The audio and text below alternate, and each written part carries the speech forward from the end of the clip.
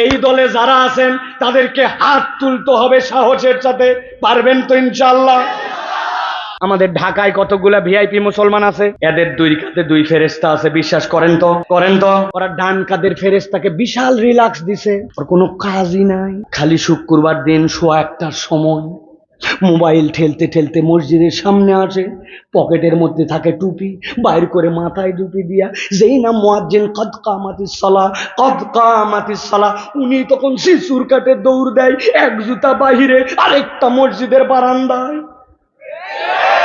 VIP মুসল্লি ফেরেশতা তখন উঠে বলতেছে, জনাব খলিলুর রহমান, রাসেল মিয়া, সোহেল সরকার, উনি 2 রাকাত জুম্মার নামাজ পড়েছেন।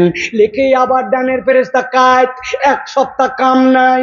আপনার চাপাই নবাবগঞ্জে এইরকম যারা প্লেয়ার আছেন হিম্মত করে হাট। তার মানে বোঝা গেল এখানে সব মুসল্লি আল্লাহর দয়ায় 5 ওয়াক্ত নামাজ জামাতের সাথে পড়ে।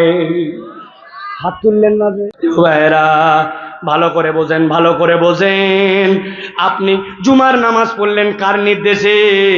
আর ওয়াক্তের নামাজ কার নির্দেশে আপনি বাদ দিলেন? একটু মাথা কাটান। আল্লাহ বলছেন ওয়াত্তাবা হাওয়া।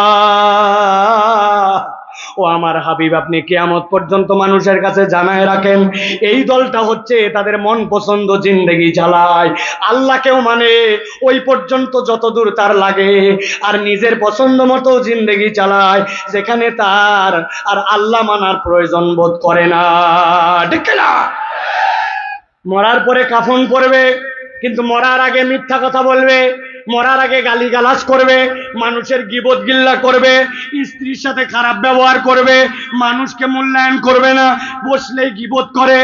এরকম লোক আমাদের সমাজে আছে কিনা? তা আপনি কোথায় নামাজ পড়লেন আর কোথায় গিবত করলেন? 3 জন বসেছে চায়ের স্টলে। আমি তো বলি এইটা হচ্ছে বাংলাদেশের ভণ্ডামির সংসদ ভবন। ডান পাশে বসছে এক মুরব্বী, বামে একজন চায়ের অর্ডার দিছে, চা খাওয়া চলতেছে। ডানের মুরব্বী বলছে, জানিস না আমাদের ইমাম সাহেব যে কেইসা খারাপের খারাপ, এই রোগটা তার আছে, এই সমস্যা তার আছে। বামের জন বলছে, তুই তো সব জানিসই না, নতুন আরেকটা বিষয় জানছি। 2 জন ইমাম সাহেব অমুক সাহেব তমুক সাহেবের বিপক্ষে বলতেছে। মধ্যের লোক কথা বলে না, কেননা ডানেরটা সভাপতি, বামেরটা সেক্রেটারি, মধ্যেরটা ক্যাশিয়ার, গিবত কমিটির ক্যাশিয়ার উনি।